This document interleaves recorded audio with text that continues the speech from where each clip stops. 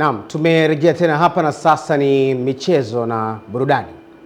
Hatua ya robo finali michuano ya Masoko Cup msimu mwaka 2026 inatarajiwa kuanza kutimua vumbi Jumatano ya Julai 29 hadi Agosti 1 katika viwanja vya Chuo cha Taifa cha Utalii na Kinesi jijini Dar es Salaam. Kuelekea hatua hiyo, leo draw ya ndani ya hatua robo finali michuano ya Masoko Cup imefanyika, ambapo Jumatano Julai 29 Buguruni Market watacheza na Keko Mwanga katika dimba la Chuo cha Taifa cha Utalii. Alhamis Julai 30 Ferry Fish Market watavaa Temeke Studio katika uwanja wa Chuo cha Taifa cha Utalii, na Ijumaa Julai 31 Ilala Kilwa watawavaa Ilala Market katika uwanja wa Chuo cha Taifa cha Utalii. Cha mchezo wa mwisho wa hatua robo finali utawakutanisha Madizini Market dhidi ya Mchikichini Market katika uwanja wa Kinesi jijini Dar es Salaam. Na mashabiki wa soka wanakaribishwa kujitokeza kwa wingi kushuhudia pambano kali la timu hizo 8 bora zitakazowania tiketi ya kutinga hatua ya nusu finali ya Masoko Cup 2026. Tukielekea mkoani Iringa ni kwamba mbunge wa jimbo la Iringa mjini Fadhili Ngajilo amesema ofisi yake kwa kushirikiana na wadau mbalimbali wa sekta ya michezo mkoani Iringa inakamilisha maandalizi ya kuunda kamati maalum itakayojumuisha wanamichezo na wataalamu wa soka kutoka mkoani humo kwa lengo la kuandaa mkakati wa kurejesha mkoa wa Iringa kwenye ramani ya soka la ushindani kupitia upatikanaji wa timu za ligi kuu Tanzania bara itakayoshirikisha mkoa huo. Amesema kamati hiyo inakusudia kukusanya maoni, kutafuta fedha na kutoa mapendekezo ya kitaalamu kuhusu njia bora za kufanikisha hazma hiyo. Mbunge Ngajilo ambaye pia ni mdau mkubwa wa masuala ya michezo amesema hayo wakati wa zoezi la kugawa vifaa vya michezo kwa timu 16 bora za ligi ngazi ya wilaya ya Iringa ijulikanayo kama Ngajilo Super Cup, na kuongeza kuwa utaratibu huo utarahisisha kupatikana kwa timu itakayowakilisha mkoa wa Iringa kwenye ramani ya soka la ushindani hasa ligi kuu. Brandi ya michezo hatupo, tumetoka kwenye brandi ya michezo kama mkoa. Mkoa wetu kwenye sura ya michezo hatumo. Kwa hiyo lazima sasa tuwemo. Lazima tuwe na timu ya ligi kuu itakayotutangazia mkoa wetu, itakayo brandi mkoa wetu. Na mimi juzi nilisema timu tutakayoanzisha sio lazima iitwe Lipuli. Sawa jamani? Sio lazima. Inaweza ikaitwa Iringa Stars. Vyovyote vile mnavyotaka. Naye mwenyekiti wa chama cha mpira wa miguu mkoa wa Iringa IRFA Joel Musiba amesema kuwa chama hicho kimepokea kwa mikono miwili mawazo ya mbunge huyo na kuahidi kuyafanyia kazi mapema iwezekanavyo. Jukumu letu kubwa ni kuhakikisha ligi inachezwa.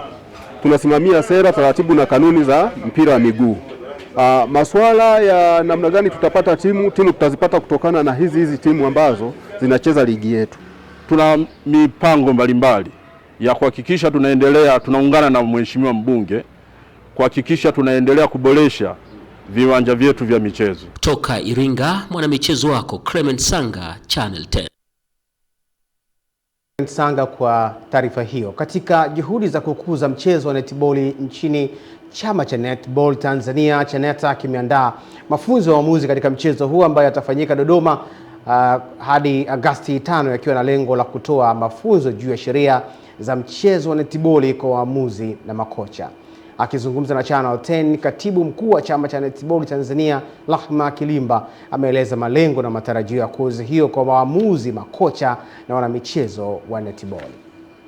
Tumeandaa kozi, haya ni mafunzo ya uamuzi ambayo yatafanyika rasmi jijini Dodoma mpaka tarehe 5 ya mwezi Agosti.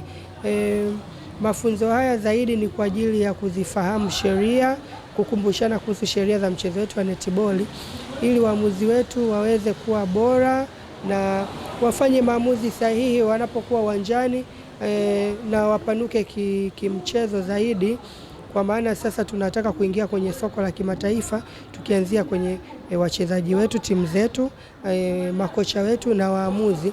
Tunahitaji sasa na Tanzania iweze kusomeka kwenye ramani za kimataifa.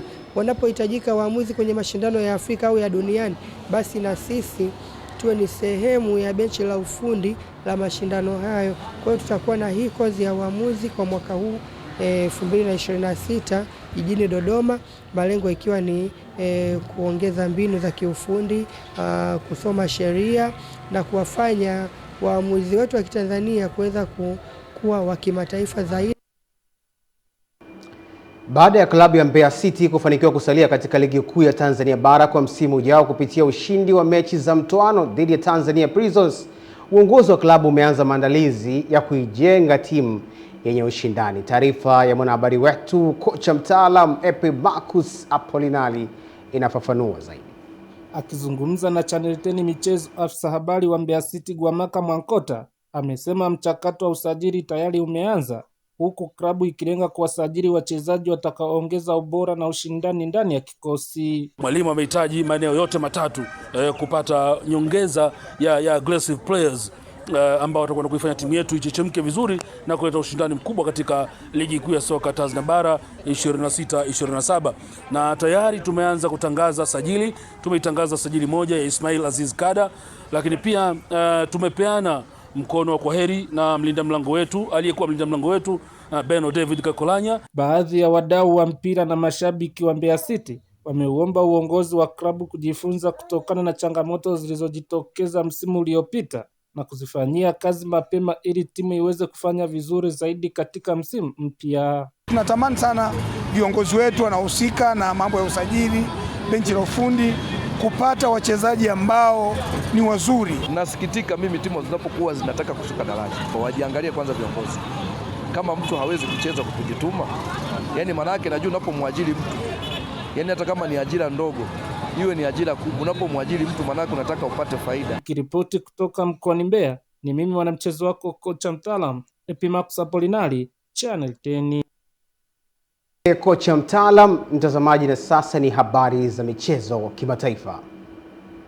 Lando Norris wa timu ya McLaren alipata nafasi ya kwanza ya kuanzia pole position katika mbio za Grand Prix nchini Hungary msimu huu, lakini Lewis Hamilton alinyimwa fursa ya kuunda safu ya mbele inayojumuisha Waingereza watupu kutokana na adhabu ya kumzuia dereva mwingine.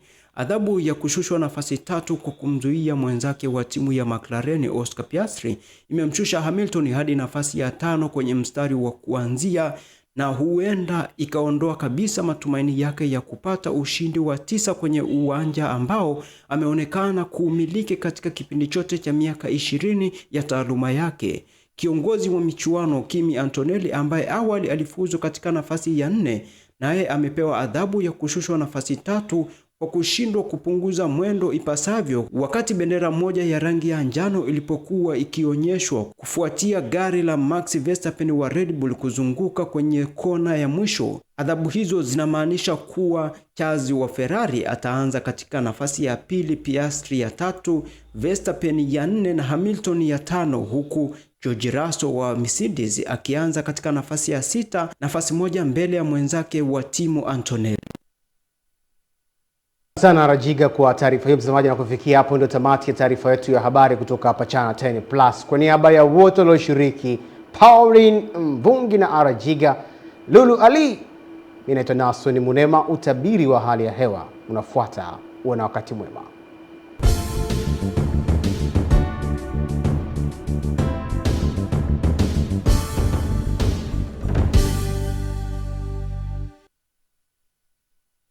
Habari za wakati huu mpenzi mtazamaji, karibu katika utabiri wa hali ya hewa wa saa 24 zijazo kuanzia saa 3 kamili usiku wa hii leo.